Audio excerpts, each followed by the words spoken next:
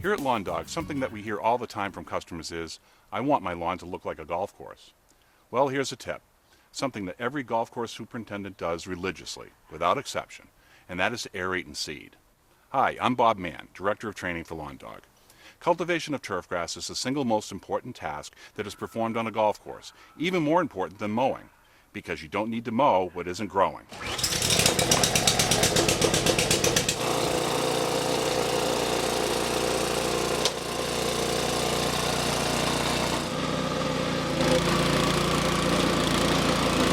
What you see going on here is a procedure called aeration. It is a common enough word for homeowners, but has anyone ever explained to you what it is and why we do it?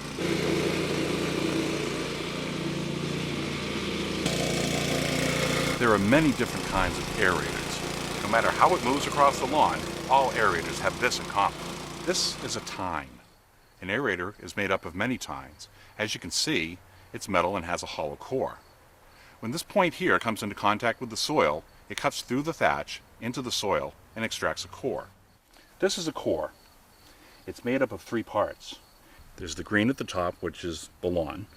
Below that is the thatch layer, which is the intermingled dead and living material. That's about 1/4 inch, which is just where we want it. And below that is the soil itself, comprised of mineral. It's comprised of roots. We leave these cores on the surface to decompose on their own.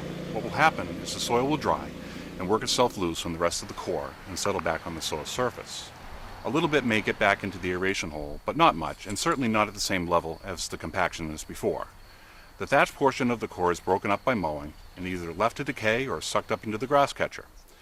So why do we go to all this trouble? The chief reason to aerate is to relieve soil compaction. Let's pretend that this bag of tortilla chips is soil. Each one of the tortilla chips represents an aggregate of soil. Now, if air wants to get down inside the soil, there's all kinds of room in between the aggregates of soil. They have no trouble whatsoever air getting in and air getting out. Water is able to infiltrate easily. That keeps it from running off into the storm drains where it does no one any good. Roots have room to grow. It should be obvious that it would be much easier for a root to penetrate through the open space than through tightly packed earth.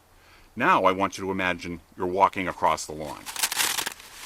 Every time we use the lawn, we break down these soil aggregates, pushing the individual aggregates together, destroying the pore spaces in between them.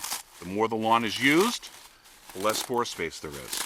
And what you're left with is compacted soil. Now aeration is like taking these chips and putting them back inside the tortilla machine and making new chips out of them.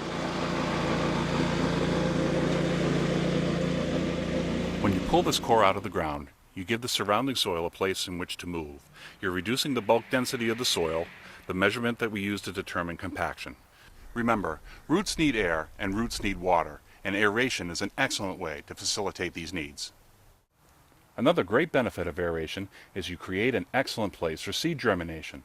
That's why we offer seeding with this service. Seed broadcast over the lawn is allowed to fall to the soil surface and into the aeration holes.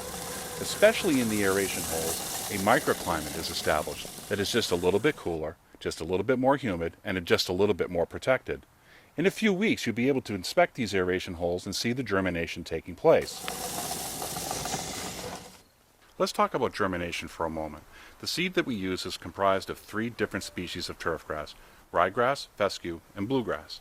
The ryegrasses are the first to germinate, usually in about a week. Next comes the fescue, which is usually about 2 weeks. Finally, the bluegrasses at about 30 days. That's 30 days out from the day that it's sown. It does take a long time for these plants to develop to maturity, so patience is the watchword. But the reward for all this hard work is definitely worth it. A little bit of aeration and seed on your lawn, and you'll be on your way to having your lawn look like a golf course too.